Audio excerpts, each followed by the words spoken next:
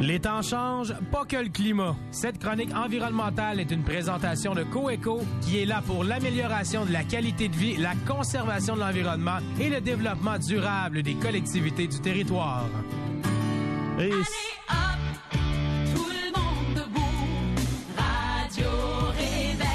c'est avec plaisir que j'accueille Ophélie Deschamps, qui est conseillère en gestion des matières résiduelles pour les municipalités, pour la MRC, même pour les MRC, parce que vous touchez également avec Rivière-du-Loup.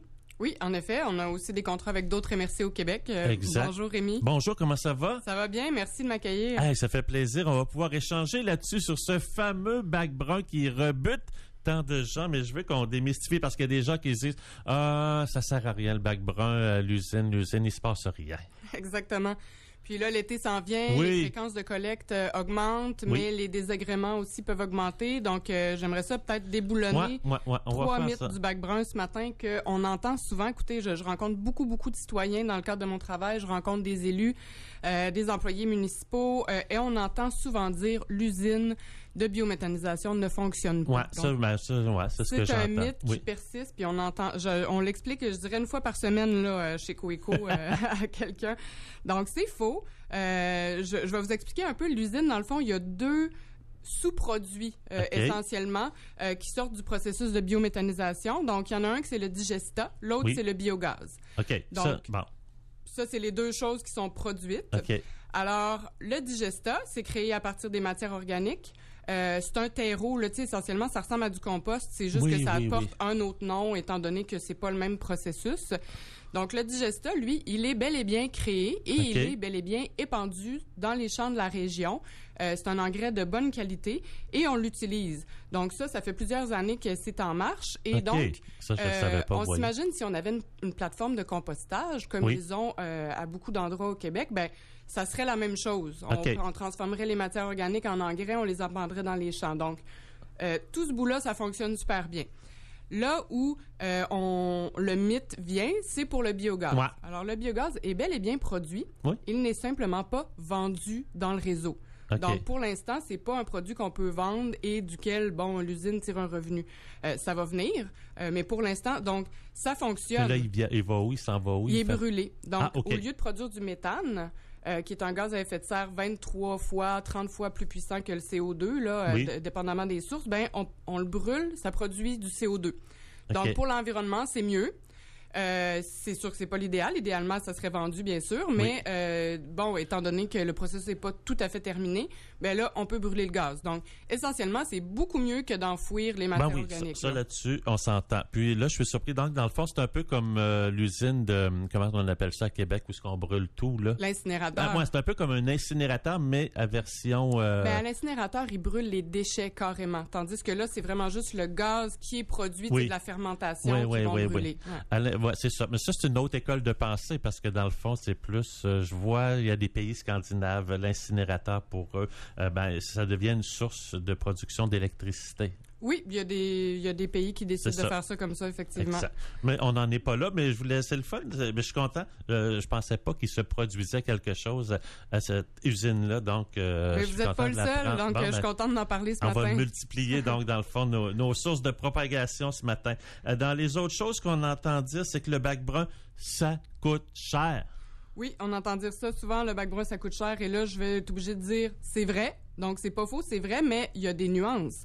En réalité, la gestion des matières résiduelles coûte cher. Dès qu'on génère quelque chose, qu'on le met dans un des bacs, ça coûte cher. Okay. Donc, si on regarde vraiment là dans la réalité, le bac qui coûte le plus cher, c'est le noir. Donc, chaque fois qu'on met quelque chose dans notre poubelle, c'est là qu'on va le mettre au lieu d'enfouissement et les coûts d'enfouissement augmentent d'année en année. Puis, dans le fond, à chaque fois qu'on met plus de tonnage dans notre bac noir, ça va nous obliger à produire plus rapidement une autre cellule, agrandir le lieu d'enfouissement technique. Ça, c'est des coûts environnementaux vraiment importants, mais aussi des coûts pour notre portefeuille. Là. C'est des millions de dollars à chaque fois. Là. Donc, le lieu d'enfouissement technique, des factures, c'est tout, là. Donc, on n'a vraiment aucun avantage à envoyer plus de matière là. Et de plus, je veux ajouter que à l'usine de biométhanisation, ça fonctionne comme un abonnement. Donc, quand on envoie des matières, peu importe la quantité qu'on envoie, ça coûte la même chose. Tandis qu'au lieu d'enfouissement technique, j'envoie une tonne. C'est au poids. C'est au poids. C'est ça. J'envoie une tonne, je paye une tonne. Donc, chaque tonne qu'on est capable d'enlever de là vient diminuer notre facture d'autant. Là. Je comprends. Donc, dans le fond, ce qu'on redirige, on le met pas dans le bac vert, on l'envoie dans le bac brun. On se donne une chance comme citoyen à petite échelle. Vous dites bac vert, là, peut-être pour les auditeurs, vert, noir. Là, noir, poubelle, on va dire le noir. Ouais, c'est mais ça. Ça dépend, pas tout le monde garde la même couleur. Vous voyez le mien, c'est pour ça. Mais c'est bon. Et puis, je voulais parler du petit poids parce qu'il y a des gens aussi qui pensent que lorsqu'on voit le camion passer, tout ça s'en va à la même place. Oui, ça, c'est un mythe aussi là, dont on entend souvent parler. Tout va à la poubelle, même si je trie. Ouais. Donc là, je vous le dis, là, moi, j'ai vu de mes yeux vus, là, tout ça fonctionne. Là. Donc, que ce soit recyclage, que ce soit la biométhanisation, un coup qu'on a mis nos matières dans le camion, ça s'en va à la bonne place. Il n'y a aucun doute là-dessus. Ceci dit, ça peut arriver des cas isolés. Comme toute usine, s'il y a un bris une journée puis que l'usine ne peut pas fonctionner, ben là, faut le ça se peut rediriger. qu'ils ne puissent pas accepter les matières cette journée-là. Donc, ça se peut qu'une journée, les camions doivent aller à l'enfouissement. Bon. Fait que ça, c'est une chose. Deuxième chose, les voyages contaminés. Tout est dans le camion. Oui. Mais là, il y a bien des affaires qui sont dans le camion qui sont pas supposées d'aller là. Ben oui. Et là, à ce chapitre-là, là, vous seriez surpris. Moi, j'ai reçu il y a quelques années des photos d'un collecteur là, qui avait pris les bacs en bord de chemin parce qu'il disait ça n'a pas de bon sens. Des radios, des boules de quai, des bonbonnes de propane. Fait que, tu sais, quand le camion, il y a la moitié des choses qui sont des éléments comme ça, malheureusement, là, il n'y a pas grand-chose à faire. Ben, je vois ça. Non, puis c'est vrai, on dirait que parfois... non pas par bonne conscience. C'est pour se donner bonne conscience, on garoche dans la première poubelle du bar, sans penser aux conséquences. C'est un petit peu comme ça que je réalise les choses parfois, que je vois les choses aller. On va prendre des trucs parce que là, il y a des gens pour qui le bac brun, ça répugne, surtout l'été. Vous comprendrez pourquoi les odeurs, les petits verres blancs, entre autres. Donnez-moi des trucs pour rendre ça plus facile. Bien, écoutez, d'abord, la base du succès, c'est de vider le bac souvent. Mettre ça à l'ombre, on sait que c'est pas disponible pour tout le monde, mais si vous avez l'opportunité de mettre le bac à l'ombre, ça aide énormément. Et de mettre les matières organiques à l'abri des mouches. Ça, c'est un peu la clé, parce que les mouches vont aller pondre dans la matière organique, puis c'est ça qui crée les vers blancs.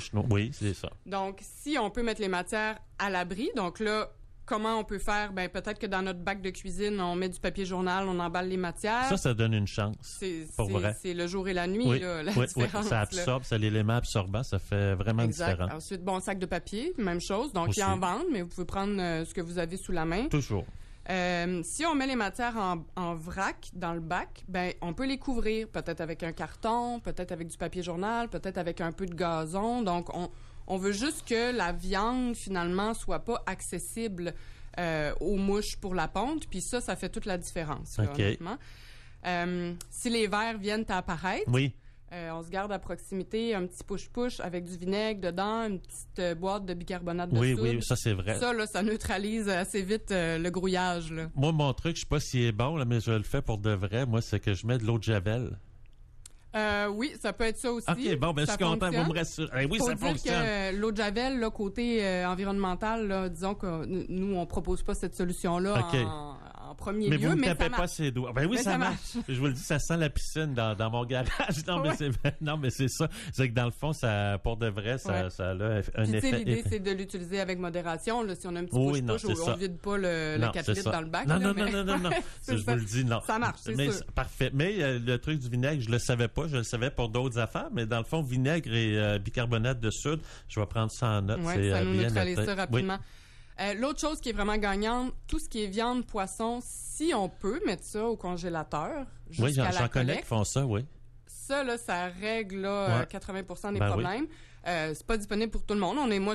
Chez nous, là, oublie ça, la place dans le congélateur, là, c'est impossible. Mais il y a plusieurs personnes chez qui ça fonctionne. Donc là, c'est des trucs que je vous donne. Vous choisissez évidemment ce qui fonctionne pour vous. Fait que ça, c'est vraiment bon. Puis peut-être, je termine en vous donnant mon truc familial, là. Chez nous, on a adopté le sac à feuilles qui vendent dans les grandes surfaces. Là. Donc, c'est vendu pour mettre les feuilles mortes à l'automne, mais ça, on met ça dans le fond du bac brun. OK. Puis on dépose nos matières dedans. Moi, dans mon bac de comptoir, j'ai beaucoup de personnes autour de moi qui commandent en ligne. Hein. Oui. Donc, on a un approvisionnement en papier craft infini. Ben oui. Fait que je mets ça dans le fond de mon bac de comptoir. Ça absorbe le surplus de liquide. Puis après ça, on dépose ça dans le sac à feuilles qui est dans le bac brun. Puis on peut même le refermer à chaque fois. Là, on roule le dessus. Fait que là, ça vient couvrir les matières organiques, là, comme on a dit précédemment. Puis il n'y a aucun... j'ai pas de problème de verre. Moi, je me demandais pourquoi, parce que dans le fond, il n'y a pas grand-chose d'exclu dans les matières, justement, pas du bac brun, mais comme la pelouse, c'est interdit. Ça, je peux comprendre. Moi, la pelouse, pour moi, ça devient un compost. Il faut que ça reste là, il faut que ça reste présent pour régénérer. Oui, c'est d'ailleurs pour ça qu'il est interdite, puis là, je le mets entre guillemets, là. Oui. C'est-à-dire que la meilleure chose à faire avec la pelouse, c'est de la laisser sur place. Oui, moi, je le pense vraiment. Donc, c'est juste pour ça, mais si vous voulez en mettre un peu, justement, pour couvrir les matières... Faire une couche. C'est ça, faire une petite couche, là, il n'y a pas de problème. OK. Puis pourquoi les feuilles, moi, c'est plus d'avantage. Les feuilles, l'automne, pourquoi on peut pas les envoyer directement là-dedans? Oui, ça serait pratique, hein? Pour de vrai, mais pour de vrai, parce que dans le fond, c'est quoi la différence entre une feuille puis des feuilles de, je sais pas, de salade? Je veux dire, oui, dans le fond, en fait, c'est que les feuilles, à l'automne, il faut comprendre que les volumes qui sont générés sont absolument incroyables. C'est parfait. On a besoin, l'usine de besoin. C'est que ça jamme dans les machines, dans le fond. Ça va venir faire une espèce de pâte. Là, OK. Puis là, si ça arrivait en petits volumes de temps en temps, mélangé au reste des choses, ça pourrait passer. Mais là, c'est que quand ça arrive, les feuilles, ça... OK, là, je comprends. Là, je saisis. Des litres. C'est bon. Non, parce que je me disais, mon Dieu, parce que des fois, on dit l'usine est capable d'en prendre, mais pas de toute la même chose. C'est ça, pas toute la même chose d'un coup. Puis les feuilles, c'est ça, c'est la texture fait en sorte qu'à un moment donné... je vais de mémoire, mais il me semble qu'il y a des petits marteaux à quelque part, puis là, ça vient que ça fait une croûte dans le fond d'une machine. Tu sais, ça vient jammer un peu le processus. Je viens de comprendre. Et puis, le gras de bacon, on peut envoyer ça là-dedans. C'est ça, je fais dans le fond, les os, tout y passe, tout est... Il y a juste les branches aussi, peut-être la chose qui est moins intuitive, on va dire. Là, les branches, il faudrait pas que ça aille là non plus. Là. OK. Ça, je voyais... Donc ça, on envoie ça à l'éco-centre. À l'éco-centre. OK, bon, parfait. Quand même, il y a une belle porte de sortie. Bon, mais ça fait un beau tour. Moi, je suis motivé. On va essayer de motiver les gens à le faire également. C'est une manière, justement, de garder le contrôle. Là où je suis moi, vous dites il faudrait mettre le bac à tous les passages, aux 2 semaines. Ben oui, aux 2 semaines ou aux semaines, là, tout dépendant quelle municipalité on habite. Là. Ben oui, c'est une des solutions, mais regardez, moi, avec la façon dont je fonctionne, mon bac est à l'ombre, j'ai même pas besoin. Là. Ben moi non, c'est ça, justement. Moi, je trouve que moins souvent le camion, tu sais, parce que des fois, peu importe le type, que ce soit bac brun, bac noir, bac bleu, tu sais, s'il est pas plein, moi, je trouve que ça sert à rien de le mettre au chemin parce que c'est un arrêt, je dirais pas inutile, mais un arrêt. Tu sais, si on multiplie le nombre d'arrêts et on le diminue, ce nombre d'arrêts-là, ben ça aussi, ça a une conséquence. Tout à fait, parce que on pense que le camion passe de toute façon, mais en fait, le camion dépense beaucoup d'essence à faire des arrêts délevés, arrêts délevés. Exactement. Bon, mais c'est donc, bon. moins on le met... plus c'est bon pour la planète, on va dire. Ça. Bon, ben c'est bon. On se rejoint. Ben, on a fait un beau tour. On regarde ça de même. Puis, on se reparle bientôt avec un autre beau sujet. Merci. Bonne journée, Ophélie. Bonne journée. Bye bye.